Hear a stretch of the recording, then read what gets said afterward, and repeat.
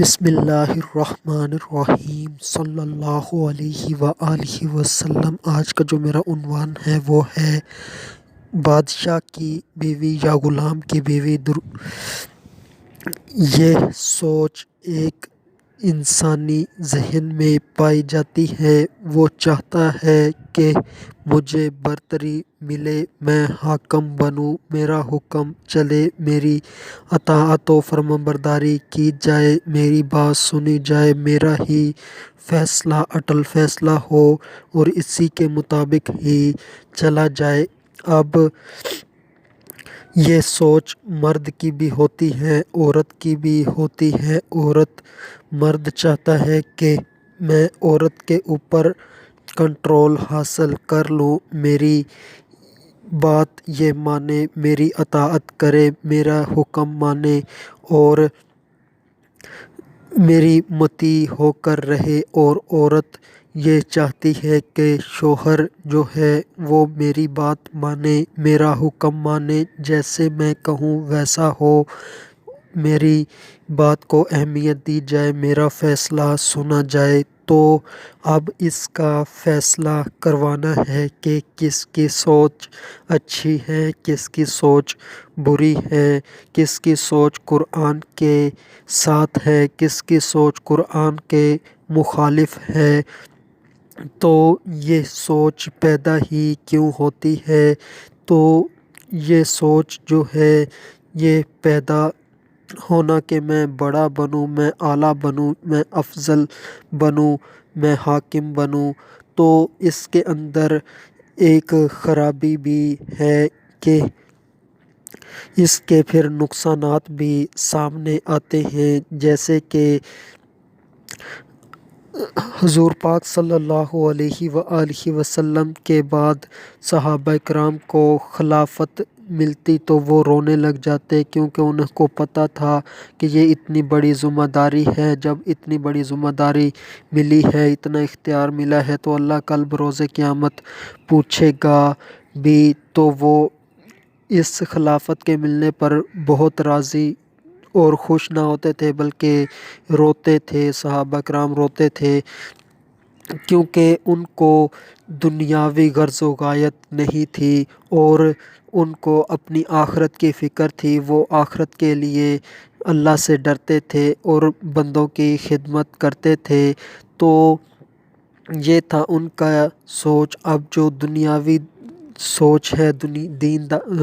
دنیا دار لوگوں کی، وہ یہ ہے کہ وہ چاہتے ہیں کہ ہم حاکم بنیں، ہمارا حکم چلے، ہماری بات سنی جائے، ہمارا فیصلہ مانا جائے، لوگ ہماری اطاعت کریں، مطیع ہوں۔ تو ان کا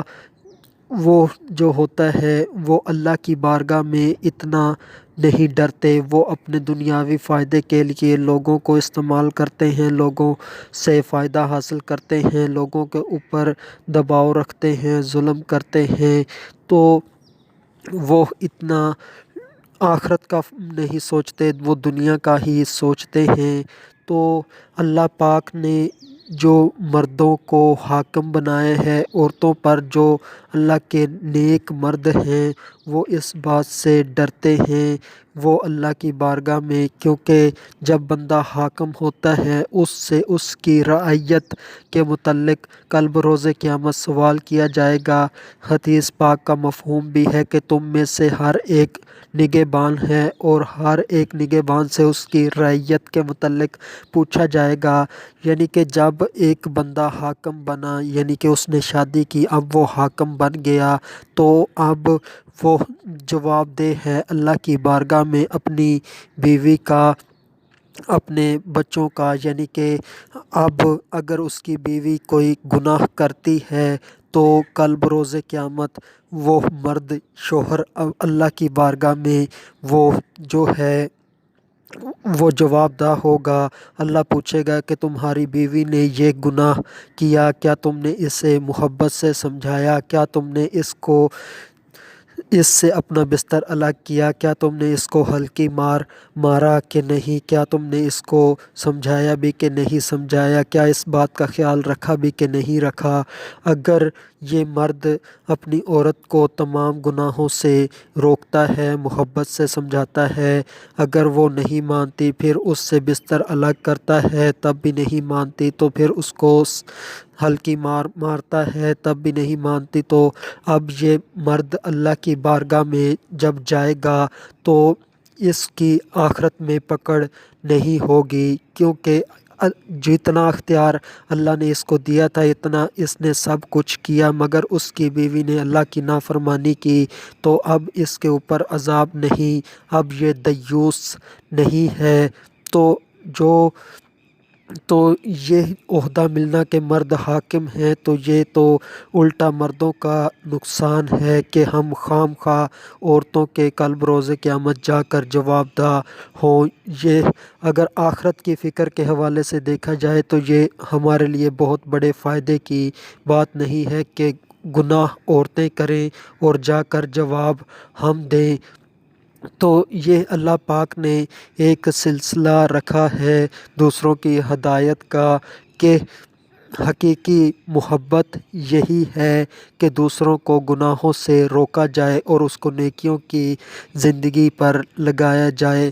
حقیقی محبت کی اگر کوئی ڈیفینیشن مجھ سے پوچھے تو یہی ہے کہ کسی کی آخرت کا بھلا کر دینا، کہ اس کی نیکیوں میں اضافہ ہو جائے، گناہوں میں کمی ہو جائے اور وہ جنت میں داخل ہو جائے، یہ حقیقی محبت ہے۔ اور اسی وجہ سے اللہ پاک نے مردوں کو حاکم بنایا کہ وہ اپنی عورتوں کو، اپنے ماتحتوں کو، اپنے چھوٹے بچوں کو، بچیوں کو سمجھائیں۔ اور قرآن مجید بھی اس کے متعلق ہے کہ اے ایمان والو، اپنے آپ کو اور اپنے گھر والوں کو دوزخ کی آگ سے بچاؤ جس کا ایندھن آدمی اور پتھر ہیں۔ تو اللہ پاک نے یہ عہدہ دے کر مردوں کو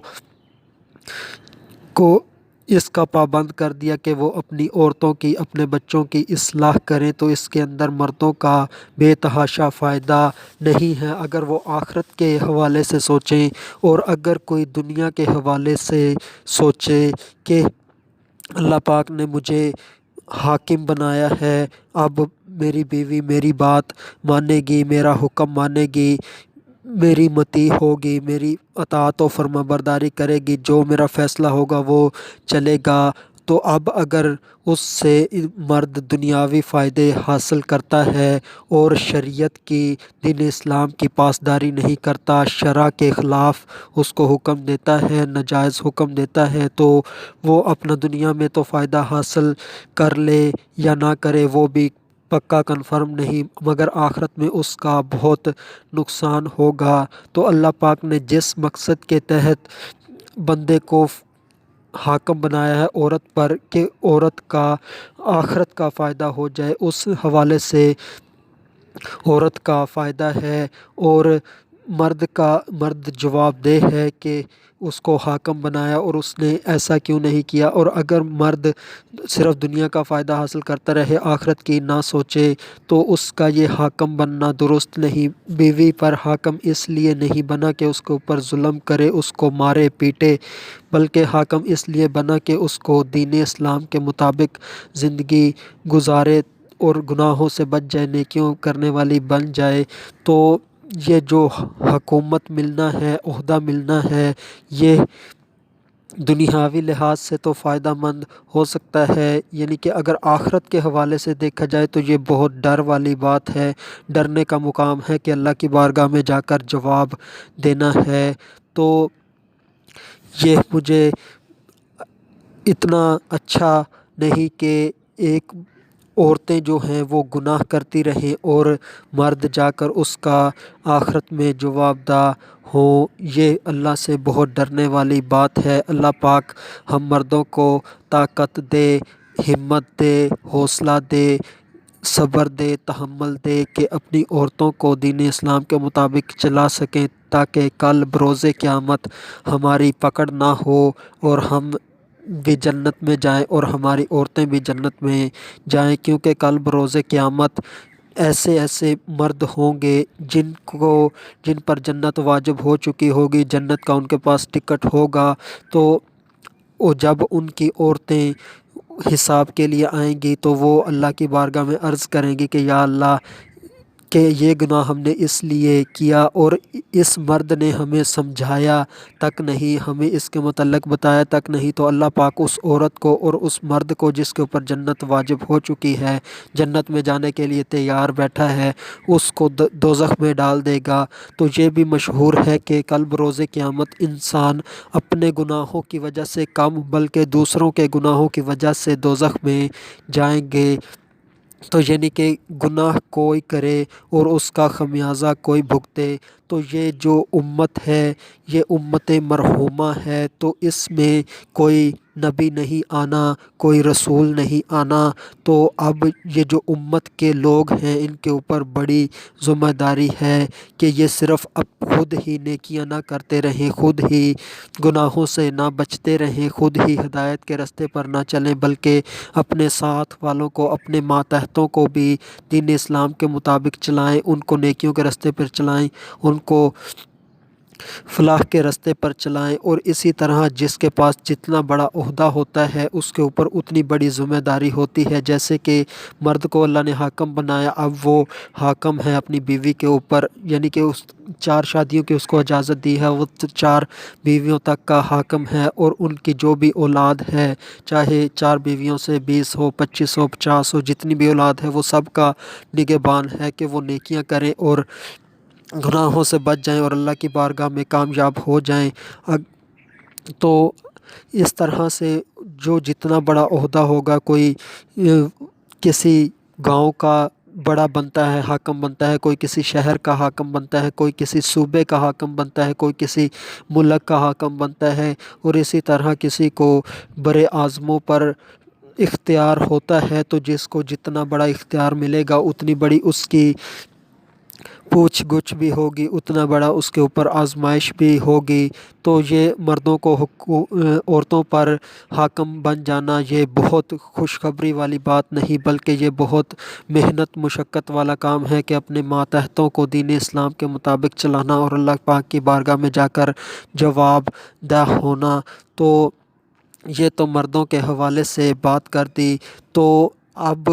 جو اللہ پاک نے مردوں کو حاکم بنایا ہے تو اللہ نے خود بنایا ہے، مرد خود حاکم نہیں بنے، تو اللہ کے بنائے ہوئے مرد حاکم ہیں عورتوں کے اوپر۔ تو یہ عورتوں کو یہ بات اچھی طرح سمجھ لینی چاہیے، اور جو عورت یہ سوچ رکھے کہ جب میں اپنے شوہر کے گھر جاؤں گی تو شوہر کو اپنی مٹھی میں کر لوں گی، میں اس کو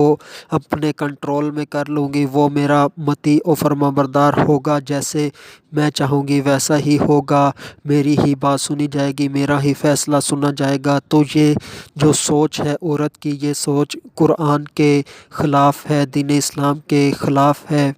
فطرت کے خلاف ہے۔ تو اب وہ اس کے لیے ہتھ کنڈے کرتی ہے کہ شوہر میرا مطیع رہے، فرمانبردار رہے۔ تو اس لیے جب شوہر کوئی ایسی بات کرتا ہے جس سے اس کے بڑا پن ظاہر ہو تو یہ اس سے ناراض ہو جاتی ہے، ہفتہ ہفتہ بلاتی نہیں اور اس کو صحبت کا حق نہیں دیتی، اس کو اپنے قریب نہیں آنے دیتی۔ تو اس طرح سے وہ شوہر کے ساتھ زیادتی کرتی ہے۔ تو اس سے ہوتا کیا ہے، اس سے اس کا اپنا ہی نقصان ہوتا ہے، کسی کا کچھ نہیں جاتا۔ تو ہوتا یہ ہے کہ جو اس کا سکون ہوتا ہے، چین ہوتا ہے، اطمینان ہوتا ہے، وہ ضائع ہو جاتا ہے۔ وہ اسی بات میں ہوتی ہے کہ شوہر میرا مطیع ہو جائے، جو کہ اللہ کی بھی چاہت کے خلاف ہے۔ تو مطیع ہو جائے، وہ اس کا حکم مانے، تو ایسا نہیں ہوتا۔ تو پھر ایسے ہوتا ہے کہ ان کے درمیان جو آپس میں محبت ہوتا ہے، تعلق ہوتا ہے، وہ کمزور ہونا شروع ہو جاتا ہے، نفرت بڑھنا شروع ہو جاتی ہے، غصے بڑھنے شروع ہو جاتے ہیں، اور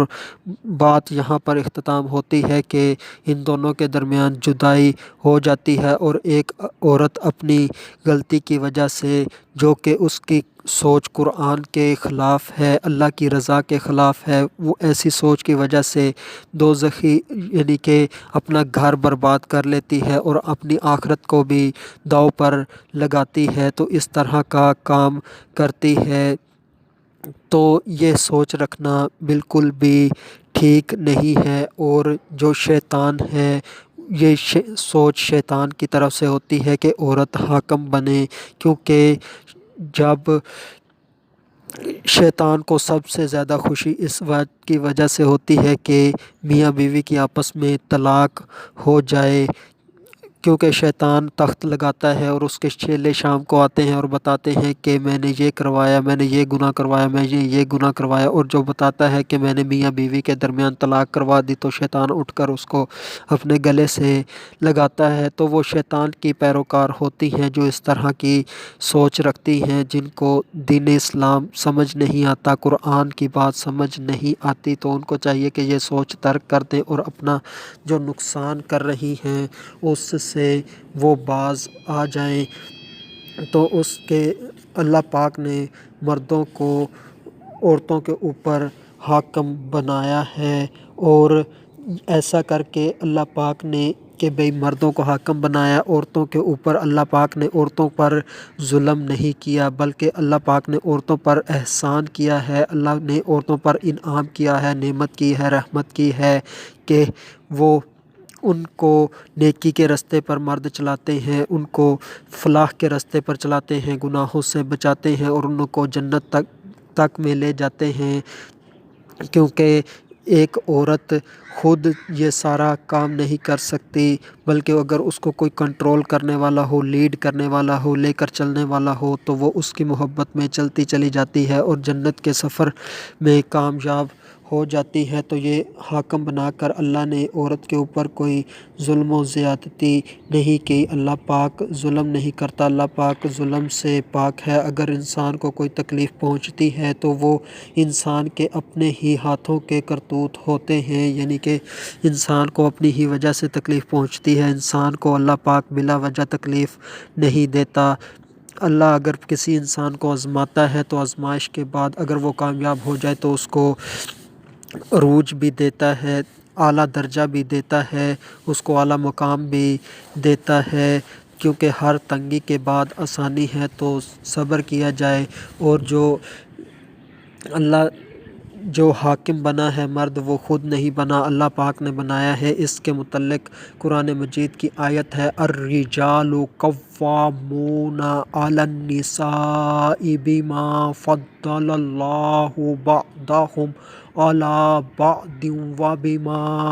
انفقوا من اموالهم فالصالحات قانتات حافظات للغیب بما حفظ اللہ، یعنی کہ اللہ پاک نے مردوں کو عورتوں پر حاکم بنایا، مرد افسر ہیں عورتوں پر، اس لیے کہ اللہ نے ان میں ایک کو دوسرے پر فضیلت دی، اور اس لیے کہ مردوں نے ان پر اپنے مال خرچ کیے، تو نیک بخت عورتیں ادب والیاں ہیں، خاوند کے پیچھے حفاظت رکھتی ہیں جس طرح اللہ نے حفاظت کا حکم دیا۔ تو پہلی بات یہ ہوئی کہ مرد عورتوں کے اوپر حاکم کیوں بنائے گئے، تو اللہ نے مردوں کو حاکم عورتوں پر بنایا ہے اپنی رضا سے، اپنی چاہت سے، اپنی منشا سے۔ تو دوسری وجہ بھی قرآن بیان کرتا ہے کہ مرد عورتوں کے اوپر حاکم کیوں بنے، اس کی وجہ یہ ہے کہ مرد عورتوں کے اوپر اپنا روپیہ پیسہ خرچ کرتے ہیں، اور اس کے بعد اس آیت کے اندر عورتوں کی خوبیاں بیان ہوئی ہیں۔ عورتوں کی خوبیاں جو ہیں وہ یہ ہے کہ عورت کی سب سے بڑی خوبی یہ ہے کہ وہ نیک ہو، اور اس طرح کا مفہوم احادیث میں بھی ملتا ہے کہ دنیا کا بہترین مال جو ہے وہ نیک بیوی ہے، یعنی کہ دنیا کے اندر انسان کو کاریں ملتی ہیں، کوٹھیاں ملتی ہیں، جائیدادیں ملتی ہیں، باغات ملتے ہیں، فیکٹریاں ملتی ہیں، بڑے بڑے عہدے ملتے ہیں، یہ ساری چیزوں سے افضل اور اعلیٰ چیز جو ہے وہ نیک بیوی ہے۔ جس کو نیک بیوی مل گئی اسے دنیا میں سے سب سے بہترین چیز مل گئی۔ اور دوسری خوبی جو عورتوں کی بتائی ہے وہ ادب والیاں ہیں، یعنی کہ شوہر کا ادب کریں، احترام کریں، عزت کریں، اس کو مقام دیں اور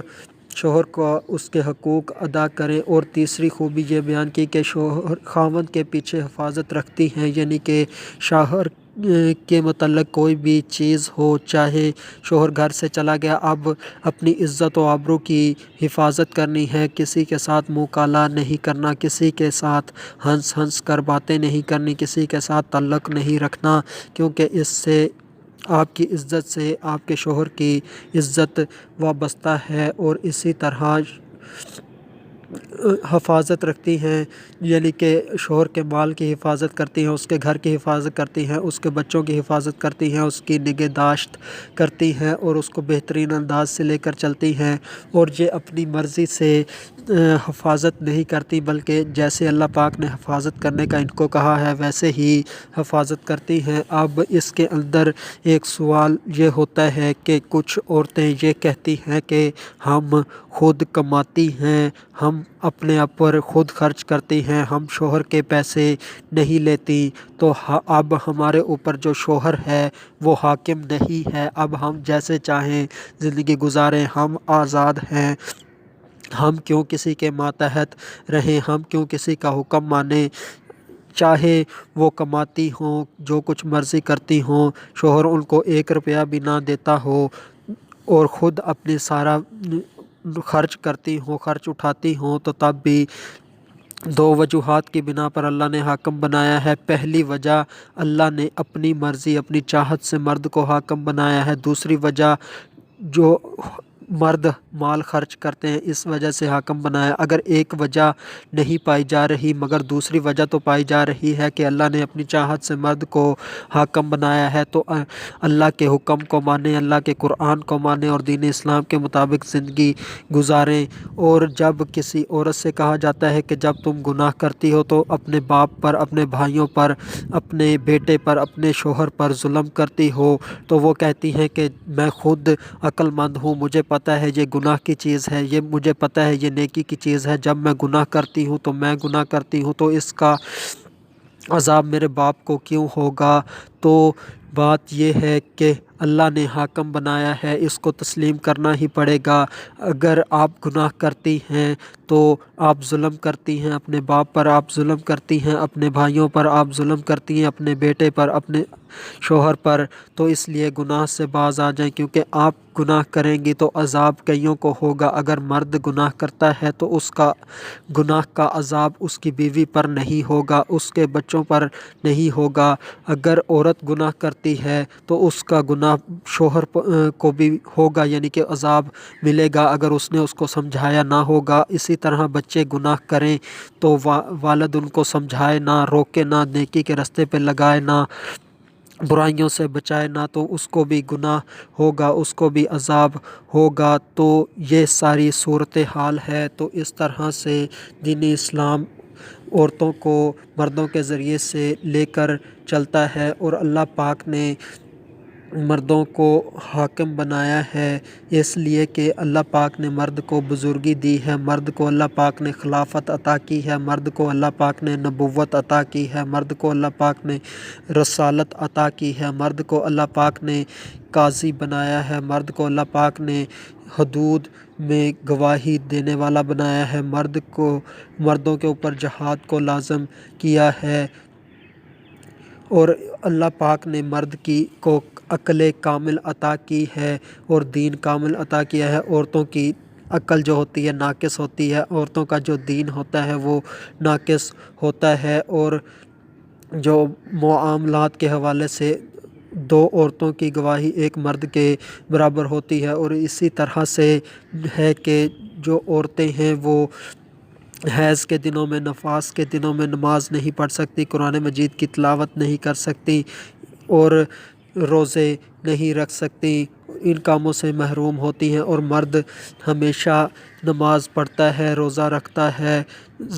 اور نیکی کے کام کرتا ہے۔ اور یہ ہے کہ جو مرد ہیں وہ عورتوں پر خرچ کرتے ہیں، یعنی کہ عورت کو مہر دیتے ہیں، مرد عورت کو مہر دیتا ہے، عورت مرد کو مہر نہیں دیتی۔ جو مرد ہے وہ اپنی بیوی کو نان و نفقہ دیتا ہے، یعنی کہ روٹی کپڑا اور مکان دیتا ہے، عورت شوہر کو روٹی کپڑا اور مکان نہیں دیتی۔ اور اسی طرح جو مرد ہے وہ اپنی عورت کو کفن دیتا ہے، اگر وہ مر جائے تو بیوی اپنے پیسوں سے اپنے شوہر کو کفن نہیں دیتی، مرد کے اوپر یہ لازم ہے۔ مرد کا مہر خرچہ وغیرہ عورت کے ذمہ نہیں، اور قاعدہ یہ ہے کہ خرچ دینے والا خرچ لینے والے کا حاکم ہوتا ہے، یعنی کہ جو بندہ آپ کے اوپر خرچ کر رہا ہے، پیسہ لگا رہا ہے، وہ حاکم ہے، اور جو بندہ اس کا پیسہ کھا رہا ہے، اپنی ضروریات پوری کر رہا ہے، اپنی خواہشیں پوری کر رہا ہے، تو وہ محکوم ہے۔ تو اس طرح سے دین اسلام ہے اور اس طرح سے زندگی چلتی ہے۔ آخر میں اللہ تبارک و تعالی سے دعا ہے کہ اللہ تبارک و تعالی ہمیں نفس کی تابعداری کرنے سے بچائے، ہمیں اللہ اور اس کے رسول کے دین پر چلنے کی توفیق عطا فرمائے، ہمیں اپنے نفس کی غلامی سے بچائے، ہمیں دین اسلام کے مطابق چلائے۔ وما علینا الا البلاغ المبین۔